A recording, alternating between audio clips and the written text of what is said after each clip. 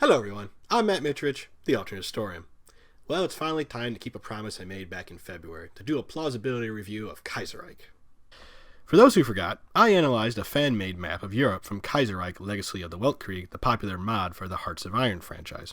I deliberately avoided talking too much about how plausible I found this mod because I knew I would be doing a full review of the timeline later, and today it's finally time to dig into the nitty-gritty of this Pax Germanica and see where it falls on the sliding scale of alternate history plausibility, brought to you by the good folks at TV Tropes. But first, I need to make a few things clear. I'm not here to give you a primer on World War I, because I just don't have the time. If you don't know anything about the war, I recommend you go subscribe to The Great War on YouTube. They are covering the history of the conflict in real time, but they also have short summaries that can give you an overview of the war. Also, I'm basing most of my plausibility review of Kaiserreich on the timeline and associated articles I found on the official wiki, because it is a centralized and easily searchable database on the mod. So if there is something on there that contradicts what is actually on the mod, my apologies, but it is the official wiki after all. Still with me? Good, let's begin. History stays pretty much the same in Kaiserreich until 1917, when the Kaiser decides not to renew unrestricted submarine warfare in February 1917. In our timeline, the resumption of unrestricted submarine warfare, coupled with the Zimmerman telegram, which promised Mexico its lost territory in the American Southwest in exchange for them joining the war on the side of Central Powers, prompted the U.S. to declare war on Germany in April 1917 and enter World War I. Germany thought they could knock Britain out of the war by denying the island nation the supplies it needed to keep their population from starving before any significant numbers of American soldiers reached Europe. Unfortunately for Germany, the U-boat campaign doesn't starve Britain into submission and they lose the war. In Kaiserreich, however, the U-boats stay in their docks, and it's the primary reason Germany wins World War I. Is that a plausible outcome? Well, it's debatable. America's biggest contribution to the war came from supplies, not men. Even though seeing large numbers of American troops arrive on the Western Front in the spring and summer of 1918 was a huge morale booster for Allied troops, they weren't very effective on the battlefield. American commanders tend to waste troops in full frontal assaults on entrenched enemy positions, something both the Allies and Germans had stopped doing years ago. But to be fair, running straight at a problem without thinking is the American way. Also, it's not like Germany was in a great position by the time Americans came in large enough numbers to make a meaningful contribution to the battlefield. Even with their recent victory on the Eastern Front, Germany at the start of 1918 was low on men, morale, and food, having just suffered through a famine that history would call the turnip winter a year prior. This all led to social unrest that culminated in the collapse of the German Empire. So the Kaiser's Germany was far from its prime by the time America faced their armies. Thus, one could argue that even if America didn't enter the war, Germany could still have lost, or at the very least force the Allies to some sort of status quo peace. But win entirely? Probably not.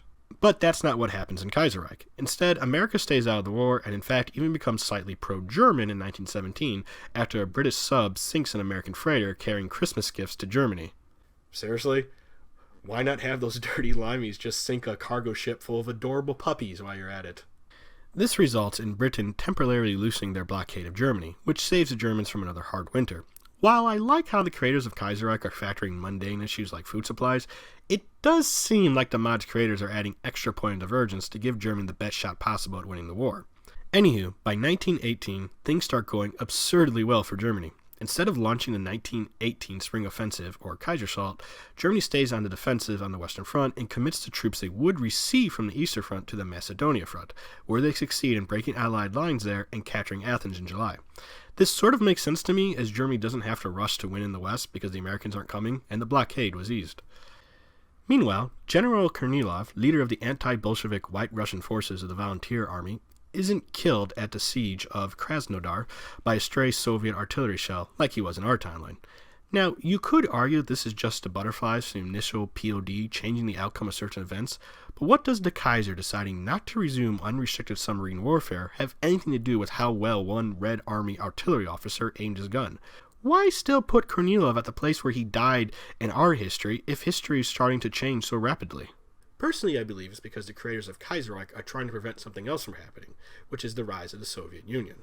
And the next major event in the timeline supports this theory, when Lenin, leader of the Bolsheviks and the Soviet Union, is killed by Fanny Kaplan. Now, in our timeline, Lenin was shot and badly injured by Fanny in August 1918, but he survived. Why did he die now? Because his death and Kornilov's survival will hurt the Reds and help the Whites, who quickly get their act together by the end of the year. Meanwhile, the Germans finally break the British blockade of their country, and with the influx of Ukrainian wheat, Germany no longer fears famine. Austria-Hungary also avoids total collapse by promising self-determination for all the ethnic minorities by the war's conclusion. Thus, in 1918, the Central Powers are finally able to go on the offensive in the West. They achieved their long-sought breakthrough on the Western Front and put Paris under siege. Meanwhile, German and Austro-Hungarian forces break the Italian armies and take Rome. Surprisingly. I mean, even with things going better for the Central Powers, they would still have the same manpower issues to deal with. Plus, it really does seem the Allied armies just melted away at this point. Anywho, with the British Expeditionary Force evacuating the continent and the French army in full mutiny, France surrenders in October, ending the war, although it wouldn't be until 1921 when Germany and Britain would officially be at peace, with both agreeing to return to the status quo, and Britain pulling their troops from German colonies. In a fit of historical irony, the victorious Central Powers forced the defeated Allied nations to sign the Treaty of Versailles, which redraws Europe's borders to their liking. Italy and other Allied nations are divided or shrunk, France is forced to cede territory in Europe and much of their colonial empire to Germany, plus Germany's reorganization of Eastern Europe is recognized by everyone. Beyond 1919, history really starts to change. A leftist revolt begins in France and ends with the creation of the Commune of France, while the remains of the Republic flee to Algeria to establish a government in exile. Meanwhile, in Russia, the Whites begin scoring more victories against the Reds, and because they didn't want to be left out of all the post-war fun, Italy collapses into civil war between the Republic of Italy in the north and the Socialist Republic of Italy in the south. Furthermore, by the end of the year, the Arab revolt burns out, leaving the Middle East divided between the Ottomans and the Saudis. Also, Baron Roman Ungern von Sternberg sets himself up as dictator of Mongolia in Kaiserreich, just as he did in our timeline. Sternberg is one of those obscure yet fascinating figures of history. He was an anti-Bolshevik ethnic German who fought in the Russian Civil War. He wrestled control of Mongolia from China and gained the title of the Mad Baron due to his many eccentricities and violent behavior. Although in our timeline he was defeated by the Red Army, in Kaiserreich he is still the leader of Mongolia and even expanded the state to include Tuva and parts of southern Siberia. This to me is a nice touch, and I commend the creators of Kaiserreich for including him in their alternate history. Speaking of the Reds, in 1920 the Bolsheviks are officially defeated, discrediting communism across the world, and the Russian Republic is declared. Things would remain rough in post-war Russia, however, and the new government would not be strong enough to stop the Cossacks from revolting and setting up their own states in 1924. Meanwhile, William Gibbs McAdoo, a Democrat and Treasury Secretary under President Woodrow Wilson, is elected President of the United States in 1920. This is another little detail that I appreciated. In our timeline, post-war America was marked by soaring unemployment, massive strikes, and race riots as the country adjusted to peace that spurred Americans to elect Republican Warren Harding as president in hopes things would return to normal. In this alternate timeline, where America stays out of the war, they might be willing to elect another Democrat, thus breaking the Republican domination of the White House that they would keep in our timeline all the way up to the Great Depression. Also, FDR dies of polio in 1921. Why? No idea. It's completely unnecessary, but it's in the timeline. Across the pond in Britain, in 1925, a general strike explodes into an outright revolution, leading to the collapse of the British Empire, with the Socialist Union of Britain being declared, while the rest of their colonial empire is gobbled up by Germany, the former dominions, and other states. Not sure how likely I find this. I mean, I understand why France and Italy fell apart. Both of their militaries were smashed, their capitals either besieged or occupied, and they were forced to sign a humiliating peace treaty. But Britain? Even though they didn't win the Great War, Britain still would have come out of it with all of its possessions intact and its military relatively in one piece. Instead, it turns Kaiserreich into an even more of a German wank. Yeah, the people might not have been happy, and there would certainly be some changes in the government, but the complete collapse of the United Kingdom? Probably not. Meanwhile, by 1935, China is carved into different states, the Socialist Party gains traction in America, Guatemala and El Salvador merge to form Central America, Nicaragua and Costa Rica unite to form the United Provinces in response, the Kredenstalt doesn't collapse, thus no Great Depression, Huey Long forms the American Union Party, Romania is taken over by a white-ring government, and things actually happen in South America. But this video is already on the long side, so screw it, I'm not going to get into it. Thus we are left with the world map of Kaiserreich, looking something like this. And that is a timeline of Kaiserreich. But is it plausible? Well, I like the point of divergence. While I had my doubts about whether Germany not reinstituting unrestricted submarine warfare would have meant a German victory, it's certainly a unique way of trying to get Germany to win, considering most World War I alternate histories I have experienced usually change history much earlier than 1917. Plus, there are a lot of historical details spread throughout the timeline in the other Kaiserreich wiki articles that show that people behind the mod really did their research, which I approve of. That said, Kaiserreich comes off like the creators knew what they wanted the world to look like and filled it in the details later, whether they made sense or not.